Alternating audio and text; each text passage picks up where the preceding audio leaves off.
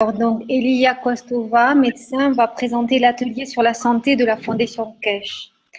Après, c'est elle qui parle. Donc, commençons avec la première partie de l'atelier qui concerne l'anatomie squelettique du corps humain. Voici sur votre écran le squelette en 3D d'une personne adulte, avec peu de différence entre le squelette de la femme et le squelette de l'homme. Le squelette, c'est la base de la structure de votre corps. Il est constitué de 260 os à la naissance, dont certains se joignent ensuite pour arriver au nombre de 206 excusez-moi, je me suis trompée. Il est constitué de 270 os à la naissance, dont certains se joignent ensuite pour arriver au nombre de 206 vers l'âge de 30 ans.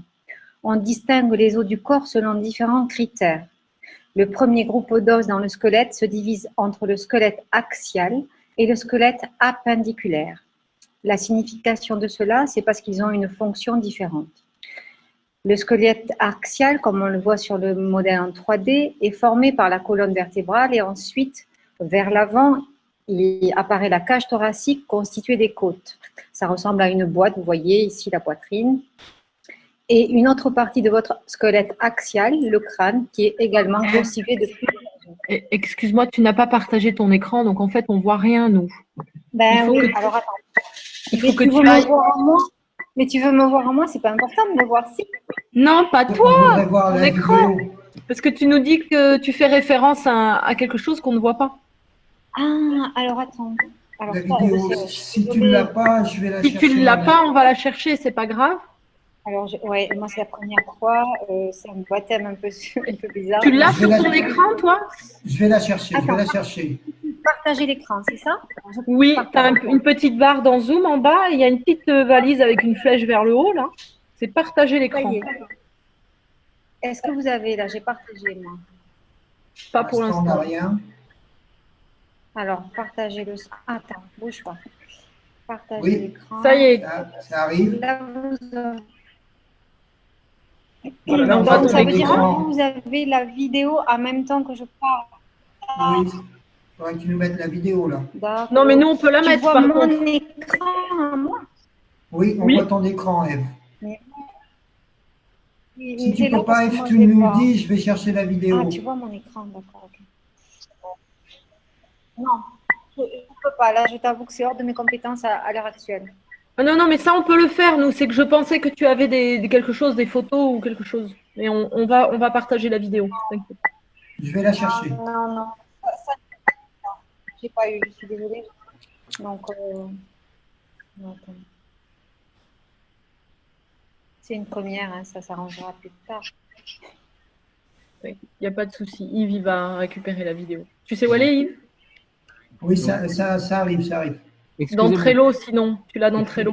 Non, mais je l'ai là, c'est bon. Fred est en même temps, si vous préparez la deuxième vidéo, parce que moi, je ne l'ai pas. Donc, pendant ce temps-là, cherchez les deux vidéos, s'il vous plaît. Merci. Alors, donc je reprends mon partage et vous avez la vidéo sur l'écran.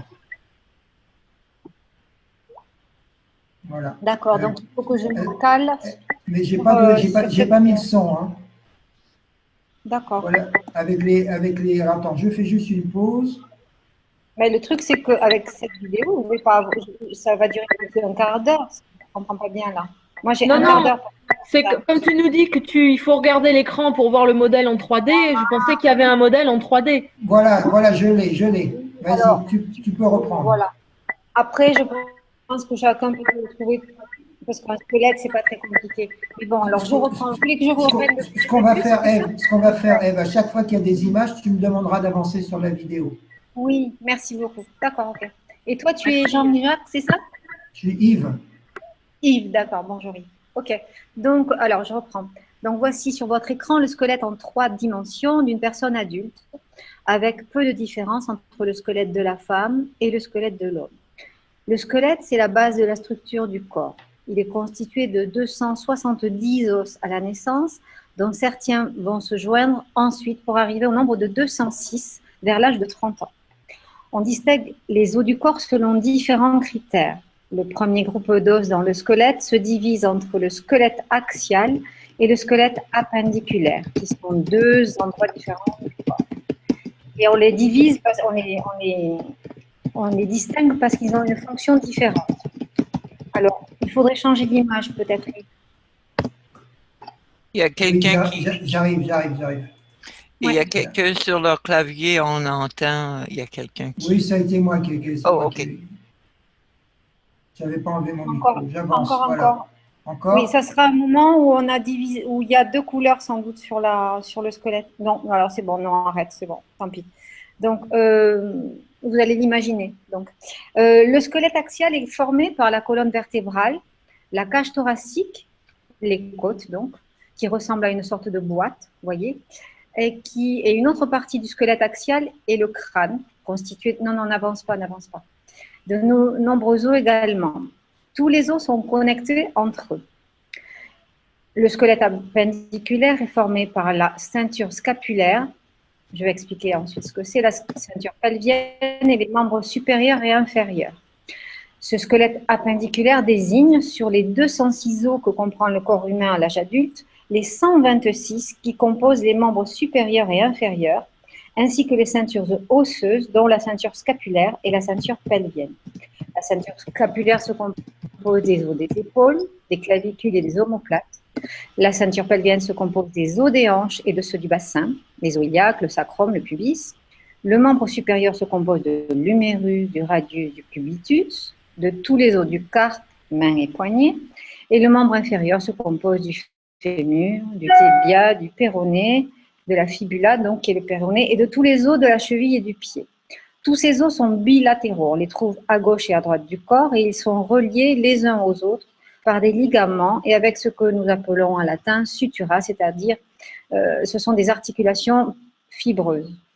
Tous ces os sont en connexion les uns avec les autres comme un puzzle et leurs connexions ne sont pas immobiles mais sont en mouvement constant car tout dans le corps est flexible et amovible et dépend de la fonction à effectuer au moment J, comme par exemple d'effectuer un mouvement ou de gérer la gravité ou un autre facteur.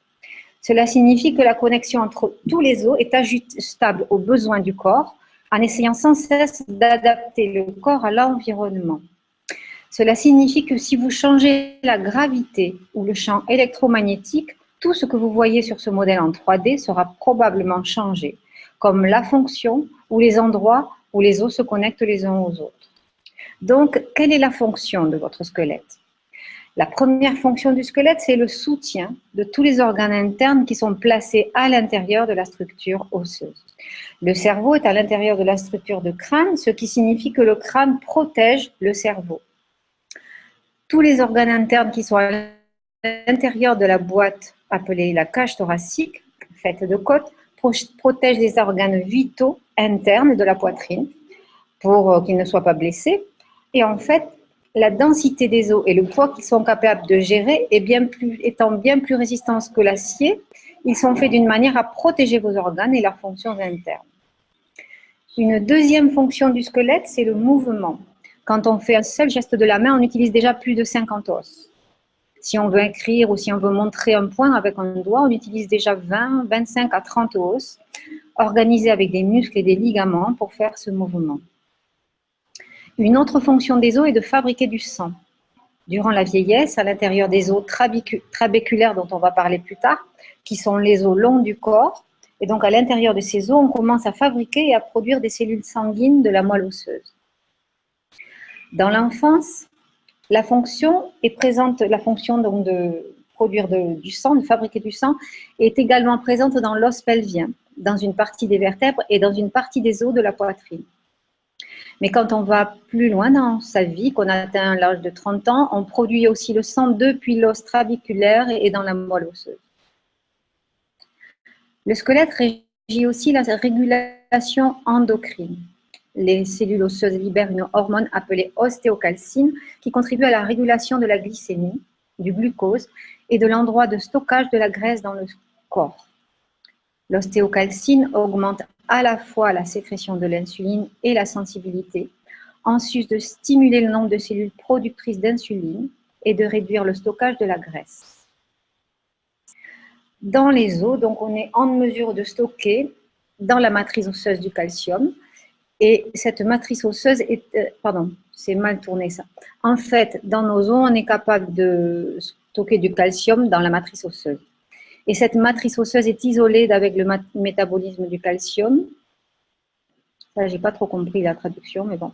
Et dans la moelle osseuse, on peut aussi stocker le fer par l'intermédiaire de la ferritine. Voilà. Et donc, le squelette est aussi impliqué dans le métabolisme du fer. Oui, tu voulais dire quelque chose? Oui, les os sont en lien avec le métabolisme du calcium et du fer à travers la Voilà. ferritine. Ok. Et pas de la ferritine, c'est ça que tu dis? Si, le fer par l'intermédiaire de la ferritine. Bon, La c'est ferritine, ça, c'est ça. la ferritine, C'est c'est la ça. molécule complexe qui comprend du fer et de l'oxygène. D'accord? Tout à fait, c'est ça. Oui, c'est ça Voilà, que quoi. j'ai. Ok. Alors, les os ne sont pas entièrement faits de calcium et d'un mélange de sulfate de chondroïdite et d'hydroxyapatite. 70% des os est fabriqué de calcium, de fer, de sulfate de chondroïtine et d'hydroxyapatite. Voilà. L'hydroxyapatite est à son tour composée de 40% de calcium, 31% d'oxygène, 18% de phosphore et 0,2% d'hydrogène en masse. Le sulfate de chondroïtite est un sucre confectionné principalement d'oxygène et de carbone. Donc, quand vous avez toute cette connaissance sur la structure moléculaire et chimique des os, il est maintenant facile pour vous de comprendre que lorsque M. Kesch a décrit l'impact du calcium, l'impact du fer ou l'impact de l'oxygène et du phosphore dans notre corps, et les différents types de stockage des paquets de champs gravitationnels et électromagnétiques de chaque élément chimique, cela prend sens pour vous, car comme une molécule, le calcium est le calcium, mais comme un champ magrave et un paquet magrave, le calcium se sépare en différents états. Ainsi, différents modèles d'énergie magrave sont stockés dans différentes parties du corps, liés à différentes fonctions dans le corps. Là, on arrive sur cette photo, justement. Donc, on regarde ce qui fait la structure de l'os. Ceci est l'intérieur de votre os long trabéculaire. On sépare l'os long en trois parties. L'épiphyse, qui est la partie supérieure de l'os, la partie du milieu, qui est appelée la diaphyse, et l'autre extrémité de l'os, qui est aussi une épiphyse. Et c'est par l'épiphyse que chaque os va se connecter à un autre os, par l'intermédiaire d'un cartilage qui permet cette conjonction. Elle parle après d'un os spongieux. Elle dit que ça commence dans le trou de l'os trabéculaire, les trous, donc, où se trouve la moelle osseuse, qui est le producteur des cellules sanguines. Ça va, vous m'entendez toujours? Oui, tout va bien, très bien. Oui, c'est bon, c'est bon. C'est pas trop long, là, ça va, j'ai pas du tout le... Non, continue, c'est bon. Il t'en reste beaucoup? Bon, très bien. Alors, en fait, tout le transport des éléments chimiques est initié à partir des os spongieux. Et l'os spongieux est fait comme lorsque vous, par exemple, vous sautez, tous vos os s'empilent les uns avec les autres parce qu'ils sont connectés. Et ce qu'il y a de bien, c'est qu'ils ne peuvent pas être brisés puisque c'est prévu pour faire moins que le poids de votre mouvement et pour ne ni écraser ni atteindre la moelle osseuse qui se trouve au centre de l'os. Voilà. Elle dit aussi que tous les espaces vides sont de structures similaires. C'est ce que Armen et M. Kesch montrent dans le champ magnétique. Quand ils ont construit la ligne magnétique, l'aimant, l'espace, l'aimant, l'espace, l'aimant, l'espace. Peut-être que là, il y a une autre photo, je ne sais pas. La moelle osseuse que vous pouvez voir sur voilà, une photo, c'est l'os. Alors, c'est juste votre os normal, juste coupé. Voilà. Il est important de voir comment entre les cellules il y a des espaces selon ce même modèle qu'a montré Armen et M. Kesch avec les aimants. Et toujours l'aimant, l'espace, l'aimant, l'espace, l'aimant, etc. Attends, là on arrive au périoste, mais je ne suis pas encore arrivée. Il est important de faire une relation entre la structure du corps humain et ce que Armen et M. Kesch ont décrit avec les aimants, parce que c'est la même chose. Donc, quand vous connaissez l'anatomie et que vous remplacez les connaissances de l'anatomie par la connaissance de M. Kesch, tout est relié et parfaitement adapté. C'est pourquoi je voulais faire simplement apparaître cette analogie à tout le monde pour la comprendre. Voilà, il suffit de regarder une photo et on voit que c'est la même chose. Après, j'essaie d'aller plus vite. Alors oui, encore une fois, on voit sur la photo que le trou placé au milieu de l'os est remplacé par la moelle osseuse et que autour de la moelle osseuse se trouve une sorte de peau, comme l'appelle Monsieur Kesch. En fait, c'est une sorte de très petite, très fine partie du tissu conjonctif qui couvre donc cette moelle osseuse. Ensuite, on voit que vient la partie spongieuse. Et après la partie spongieuse, il y a encore une membrane qui couvre tout l'os et qui s'appelle en latin le périosteum, donc le périoste, ouais, qui est encore un tissu conjonctif de fine épaisseur mais rempli de nerfs et de terminaisons nerveuses qui entourent l'os. En fait, si on compare la structure anatomique de l'os avec le réacteur, on s'aperçoit qu'ils ont la même structure. Il y a le cœur qui est la moelle osseuse, puis le mur, il appelle ça comme ça, qui recouvre le noyau. Et on a deux parties, une partie supérieure comme l'os spongieux et une deuxième partie qui est le trou qui contient le cœur, le noyau. Et si vous vous souvenez de ce que je vous ai montré dans le squelette du début, on y voit sur l'écran le périoste de l'os. Voilà, la peau de l'os. Donc ça, ok. Il y a donc en résumé la structure osseuse en faisant de l'extérieur vers l'intérieur, l'os spongieux, les vaisseaux sanguins et la moelle osseuse. Donc attendez, je résume pour aller plus vite. Alors l'os spongieux, dont la fonction n'est pas seulement de fournir des vaisseaux à l'intérieur du trou de l'os trabéculaire, joue également un rôle important dans la fonction de l'os. Ainsi, quand vous sautez ou quand vous marchez, vous ne subissez pas tout le poids et toute la gravité due au mouvement et les os ne s'écrasent pas entre eux. Et c'est en fait une partie de l'explication de M. Kesch, quand il a expliqué pourquoi l'os spongieux existe réellement et quelle est sa fonction. Merci. C'est la même chose encore pour les espaces entre les paquets d'énergie. C'est conçu de la même façon que l'os spongieux. Ensuite, après la partie osseuse spongieuse de l'os trabéculaire, vient le trou rempli du bon. Ça se répète un peu. Pardon, je continue. Non, ça on l'a déjà dit. Alors, tout le périoste est donc rempli de nerfs. Dans l'anatomie, nous différencions les nerfs qui sont reliés aux muscles, les nerfs qui sont reliés à l'os, les nerfs reliés à d'autres tissus. Je ne sais pas si tu as quelque chose avec les nerfs. Non, là, on est toujours sur les images de l'os trabéculaire. Peut-être tu peux avancer. Ça, là, ça va, ça? Oui, mais ça, on l'a dit déjà. En fait, oui, ben là, si je commente, tu vois, c'est toujours pareil. On voit qu'au milieu, à l'intérieur, on va avoir la moelle. Attends, la moelle, on ne la voit pas là. Mais il suffit juste de retenir qu'au milieu, on a la moelle osseuse jaune. Donc, autour de la moelle, on a une sorte de périoste. Enfin, ce n'est pas un périoste, mais c'est une membrane très fine. Autour encore, on a l'os spongieux. Et autour, on a l'os plus dur. Et autour de l'os. Tu peux apporter une précision? Oui, allez-y. D'accord. Pour essayer d'être plus simple, en analogie avec les bobines, quand on fait les bobines spiralées, on a une grosse bobine extérieure, on a la petite bobine intérieure, et au milieu des deux bobines, on a la balle de ping-pong. La balle de ping-pong, c'est la moelle épinière. La petite bobine centrale, c'est l'os propre en lui-même. Et la bobine extérieure, c'est le périoste. Voilà l'analogie avec la construction de nos bobines.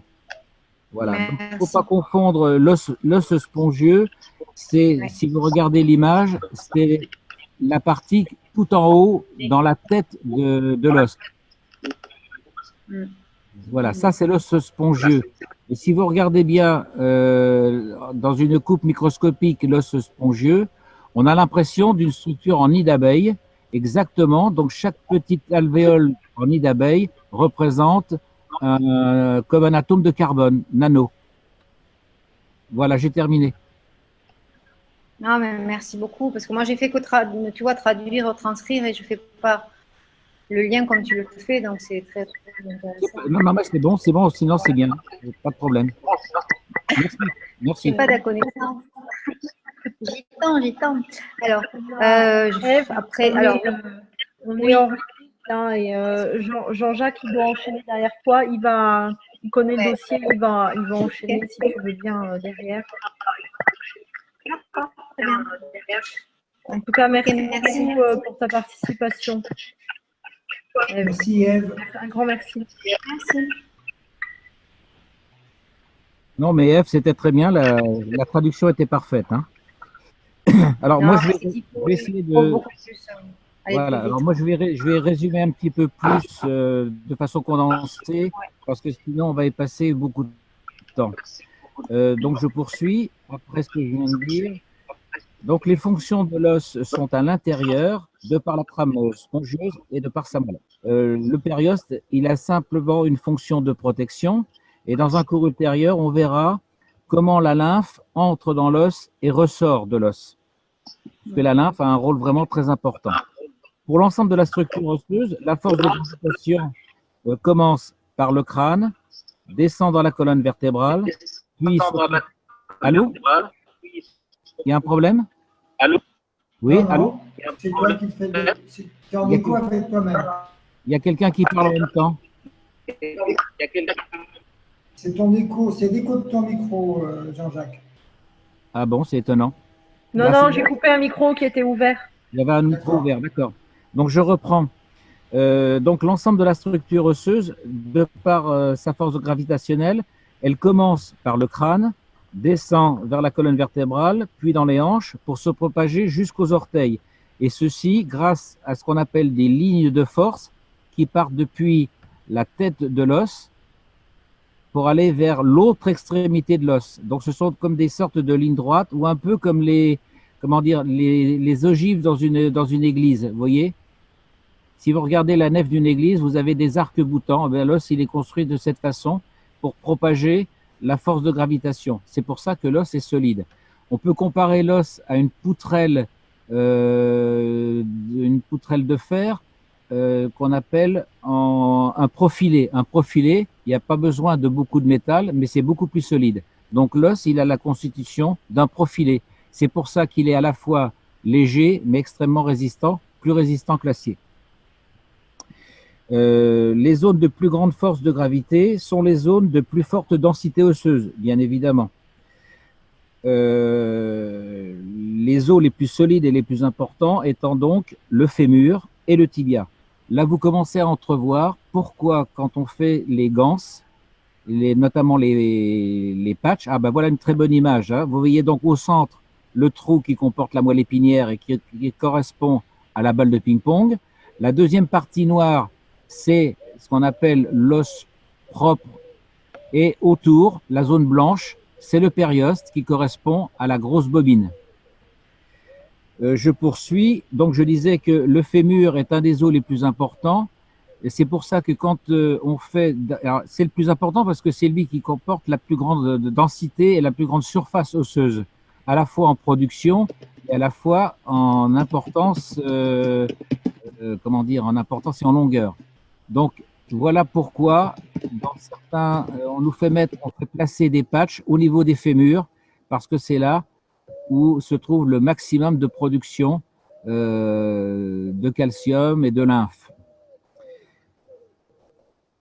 Les vaisseaux donc arrivent au travers du périoste et infiltrent l'os propre, l'os spongieux, et de façon à nourrir la moelle, et ils ressortent de la même façon de ce tissu spongieux.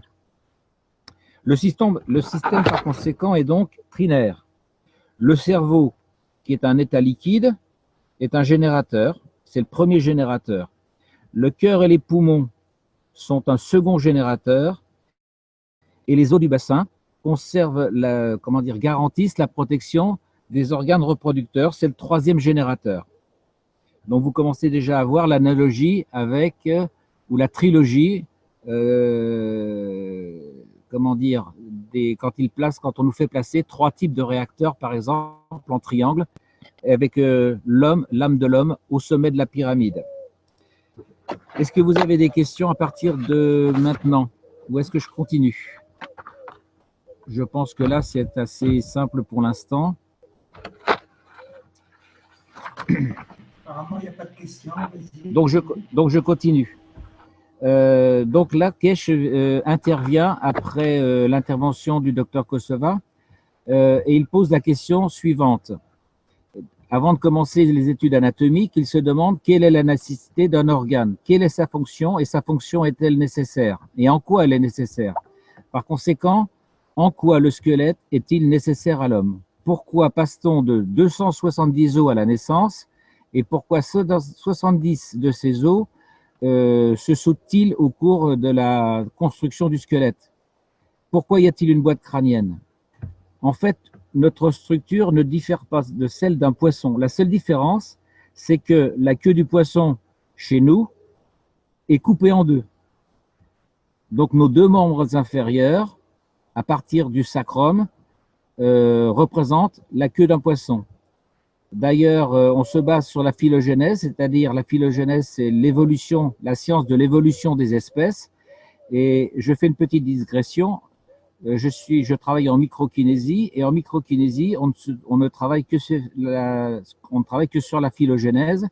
Et quand on explore les membres inférieurs, eh bien, on les considère toujours comme étant un reliquat de la queue des poissons. Donc, Monsieur Kesch, a priori, n'est pas le premier à en parler, parce que ça, c'est une donnée de la phylogénèse. Alors ensuite, il explique qu'à la Kesch Foundation, le travail montre que nous n'avons pas besoin des os pour l'existence de l'âme. Mais si la partie émotionnelle existe et se relie au physique, il a donc fallu trouver un compromis. Pour alimenter le cycle de la vie physique, il fallait donc protéger ce dont on a besoin, c'est-à-dire le cœur, les poumons, donc une cage thoracique. Mais qui décide de cette structure? Qui décide lors de la division cellulaire, depuis la morula, c'est-à-dire l'œuf, les premières cellules de division après la fécondation, et qui décide de l'absorption du calcium? Chez le fœtus, il n'y a pas d'os au départ. Et l'ADN ou l'ARN, lequel des deux informe? Alors, la structure de l'os est décidée par la partie émotionnelle. Retenez bien ça. Ensuite, elle gère cette partie émotionnelle, c'est elle qui gère la structure physique pour que cette dernière soit protégée. Donc, d'où les glandes qui gèrent chaque fonction corporelle. Voilà l'importance du système hormonal. Mais en fait, si on regarde bien dans tout le corps humain, la seule partie qui n'est pas gérée par des glandes, par un système hormonal, ce sont les os. Parce que le cerveau gère sans intermédiaire les os, car ceci est vital. À tel point que s'il n'y avait pas d'os, il n'y aurait pas de partie émotionnelle. J'espère que vous retenez bien ça, c'est vraiment capital sur le plan médical. Les os sont donc comme un coffre-fort sécurisé contre tout risque d'altération. Le cerveau, c'est le patron de l'organisme et il ne donne à personne la clé du commandement des os. Retenez bien cela, pour les pathologies osseuses notamment. Donc en tant d'attaque virale ou bactérienne, ce sont les os qui vont assurer la défense parce que où sont fabriqués à votre avis les globules rouges et les globules blancs? Eh bien, s'il n'y avait pas de globules rouges ni de globules blancs, il ne serait pas nécessaire d'avoir de cœur et de poumons. Par conséquent, quels que soient les os, ils ont tous la même propriété. Chaque alvéole de l'os spongieux agit exactement comme une nanocouche qui, dans diverses conditions, matérialise différents matériaux à produire. L'os absorbe le champ gravitationnel du phosphore issu de la lymphe grâce à l'équilibre entre les parties gravitationnelles denses de l'os et moins denses de l'os. Ensuite, le calcium est converti en calcium, par les vibrations fréquentielles, c'est-à-dire toutes les vibrations au cours de la marche. Excusez-moi, je vous demande une toute petite seconde d'interruption.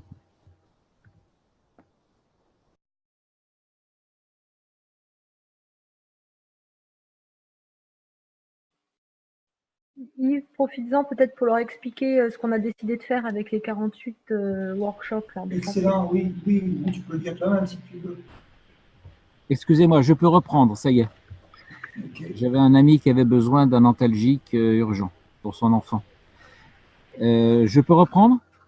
Oui, vas-y. D'accord. Il y en a encore, tu t'en restes beaucoup?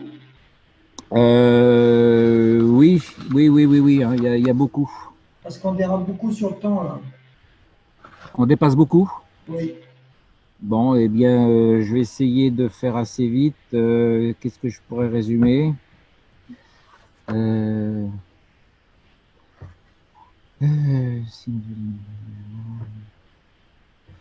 Je pense que je vous ai expliqué le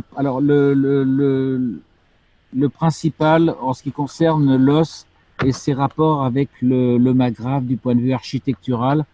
Je pense que c'était ça l'essentiel. Je crois vous avoir donné à peu près l'essentiel de ce qui va les retenir au niveau de l'os. Hein, voilà.